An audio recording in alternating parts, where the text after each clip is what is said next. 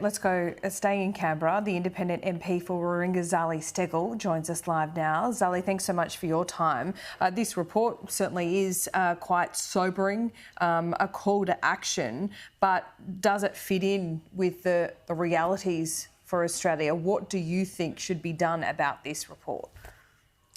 Well, I think we need to be very clear that Australia will be on the front line of global warming impacts. We will suffer greater consequences probably than any other continent. So I think we need to be really clear that it is in our national interest to act. And I guess the good timing is that we have a policy before the Parliament now with the safeguard mechanism. It is an opportunity to address the call of this UN IPCC report. We need to make sure that emissions are peaking, essentially. The report says we have a small but real window of opportunity to keep global warming to 1.5 degrees. And it does mean that emissions need to have peaked by 2025. So that's a very real equation when we look at what the safeguard mechanism needs to be able to do.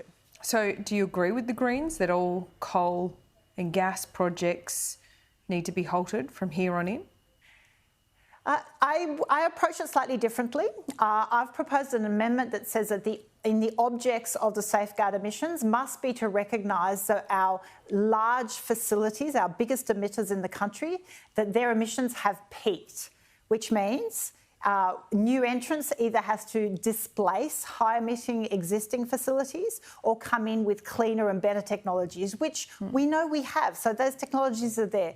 So I don't think we need to get stuck into the semantics of saying absolutely categorically no, but we need to be very clear that the overall objective is that our gross emissions have peaked around these large facilities, and that development and growth has to be sustainable and has to be with low emission technologies. So you're a little more realistic is what you're saying, because if we were to ban all coal and gas today, for some people the lights just wouldn't go on. Well, I don't think it's necessary to use that kind of, the language that's being used and making it such an adversarial choice. I think what's really important is that the government, it would be great if the coalition were at the table, but they're playing themselves out of this completely.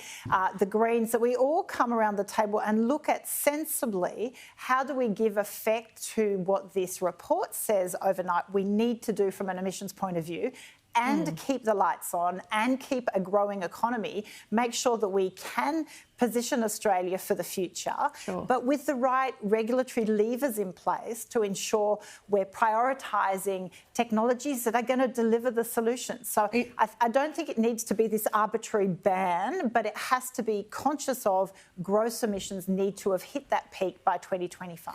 And what did you make of the Productivity Commission report that essentially said the safeguard mechanism is okay, but it would be better if there was some kind of industry-wide price on carbon? Do you think the political class has the stomach to go back to that one? Well, that was a very divisive argument. I think there is an unofficial price on carbon anyway, and even through the safeguard mechanism, the reality is, and I don't love the fact that it's unlimited offsets, but offsets essentially are enabling companies to buy carbon offsets to counter their emission pathways. From a productivity point of view, we know we need to address this. And I have to say, on the safeguard mechanism, loud and clear, coming from industry, from business, from environmental groups, we do need to pass this legislation. It's really important that we do. We need to have sector pathways in place so that investment, everyone can have confidence on who is decarbonising and how they are decarbonising. And then obviously the levers of the legislation put in place, I guess, a hierarchy of how we go about it. On-site abatement is preferred, so that's real emissions reduction, offsetting projects, and then last resort, buying offsets. Okay, Zali Steggall, we'll have to leave it there. Thank you.